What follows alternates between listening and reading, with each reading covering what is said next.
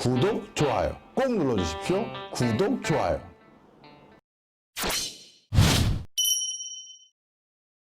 자, 그런데 그렇게 소소하게 법인세나 소득세도 포기하고 그런 것들로 세금을 징수한다라고 해서 이렇게 엄청난 비용을 들인 이 도시개발 사업을 할 수가 있겠느냐? 맞습니다. 그것만으로는 부족하죠. 자, 그래서 그 힌트를 드리기 위해서 아까부터 이 사진을 제가 계속 보여드리고 있었는데요. 자, 이 버즈 칼리파, 두바이몰, 이게 1단계로 개발했던 부지 중에 하나인데, 자, 이게 개발됐을 때 여기 근처 분수쇼 하는 요 뒤에 있는데요. 분수쇼 하는 데서 쭉 주변을 돌아보거나 아니면 마천루 위에서 보거나 이 근처에 식당 칸들이 많아요. 거기서 보거나 하면 뭐를 보게 되냐면요. 이 버즈 칼리파와 두바이몰 근처에 이 수많은 빌딩들, 여기도 두 개가 보이시죠? 이 두 개 빌딩들을 포함한 수많은 빌딩들의 빌딩 이름이 아마 눈에 띌 텐데요. 뭐라고 써 있습니까? 뭐라고 써 있습니까?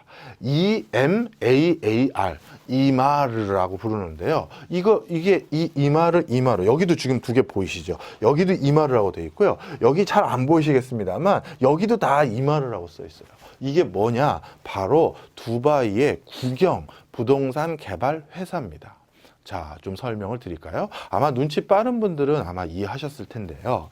자, 두바이는요, 부동산 개발업이라는 걸 통해서 단순히 외국 관광객을 유치하는 것으로만 끝내는 것이 아니라 이 부동산 개발업을 통해서 자신들이 계속 뭔가 도시를 다시 개발하는데 필요한 자금원을 획득할 수 있는 방법론을 모색했는데요. 그게 어떤 거냐? 자, 먼저 이 땅 전체 자신들이 1단계, 2단계, 3단계, 4단계, 5단계에 걸쳐서 개발할 모든 부지를 미리 국가 국영 부동산 개발 회사가 다 매입을 해 놓습니다. 그리고 나서 1단계 사업으로 이 버즈 칼리파와 두바이몰을 딱 해요. 쫙 견실하게 합니다. 그것도 세계 최고층, 세계 최대규모의 쇼핑몰로 딱 만들어 놓죠. 자, 그러면 이 근처 땅값이 어떻게 되겠어요? 10배가 뭡니까? 100배 뛰기도 하고요. 뭐 이렇게 부동산 시세가, 땅값 시세가 쫙 뛰겠죠. 자, 바로 그런데 그 땅값 시세 뛴 그것도 누가 다 땅을 미리 사놨다? 바로 국영 기업인 부동산 국영 기업들이 여러 개 있어요. 이마르 말고도 여러 개 있습니다. 그 회사들이 이미 다 사놨잖아요.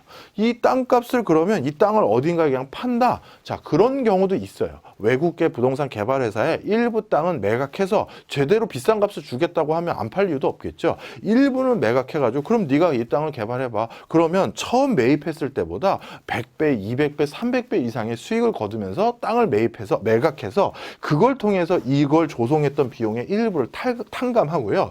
또 한 곳에선 직접 자신이 이 이마르라는 부동산 개발 회사가 만든 호텔입니다.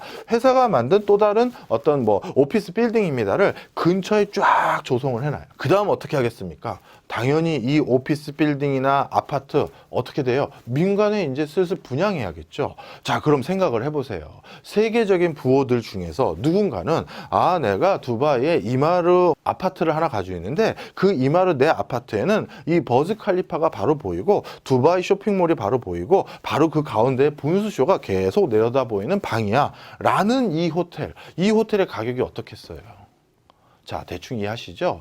자, 그래서 아랍에미리트는 자신들의 도시 개발의 계획에 맞춰서 1단계 조성하고 2단계 가격 뛴 것을 일부 수익을 환원하거나 수익을 거기서 또 찾아내고요. 다시 2단계 조성하고 나면 이 뒤에 더 큰 게 또 생길 수 있잖아요. 이쪽에 또 생길 수 있고 거기서 또 다른 수익을 창출하는 형태로 어떻게 보면 국가가 부동산 투기를 해야 된다고 하나?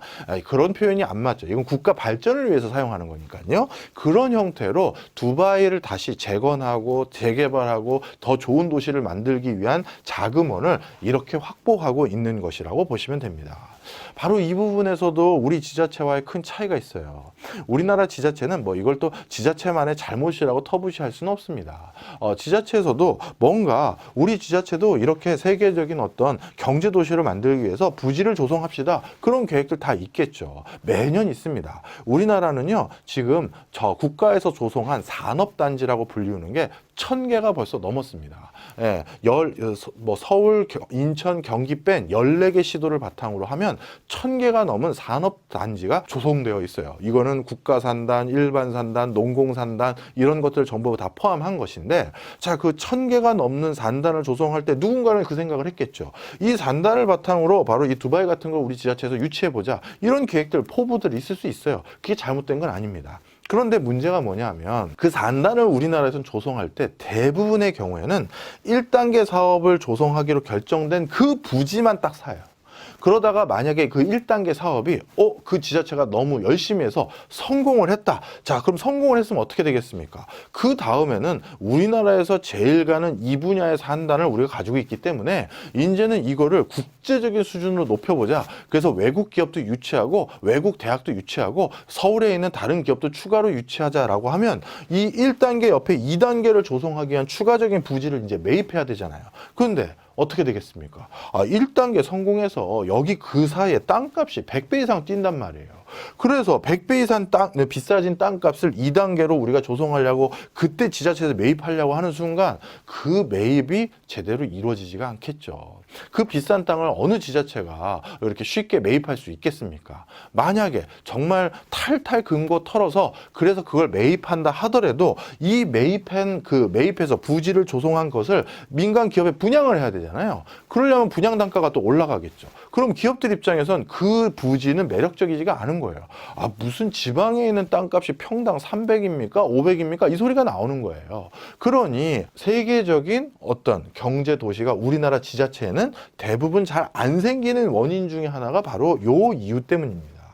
그래서 저는 그게 법적으로도 어렵고 실질적으로 어려운 거 잘 알아요. 제가 그거 모르는 사람 아니고 전 직장에서 저도 그런 우리나라에서 도시 만드는 일의 일부를 제가 관여했던 사람이라서 그걸 잘 알지만, 그럼에도 불구하고 조례라든가 시의원이나 도의원을 어떻게든 설득을 해서 1단계 조성하는 부지만 매입할 것이 아니라 지구 지정이라도 크게 해가지고 여기는 우리가 곧 어떤 목적으로 사용할 거니 함부로 매매도 못하고 함부로 가격이 뛰지 못하게 묶어둬라. 그러지 않고서는 지자체의 발전을 도모할 수가 없다라고 누누이 얘기를 하는데 잘 와닿지 않으신 것 같아요. 그래서 두바이의 상황을 보여주면서 오늘은 그 사진을 제가 못 찾았는데 이 버즈 칼리파 옆에 이마르라는 이 빌딩이 둘레로 쫙 쳐져 있는 걸 360도로 쫙 되어 있는 사진이 있거든요. 그걸 보여주면서 이거다. 바로 지자체에서 기업 유치하기 위해서 밑빠진 독에 돈을 쏟아 부은 게 아니라 바로 이렇게 주변 시세가 올라가면 거기에 대해서 다시 개발 차익을 얻어서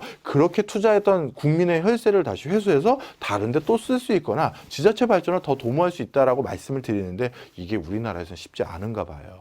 지금 그래서 두바이가 우리가 이렇게 크게 번성했던 가장 큰 숨은 비법 중에 하나는 바로 이런 내용이 담겨져 있다. 이렇게 말씀드릴 수 있을 것 같습니다.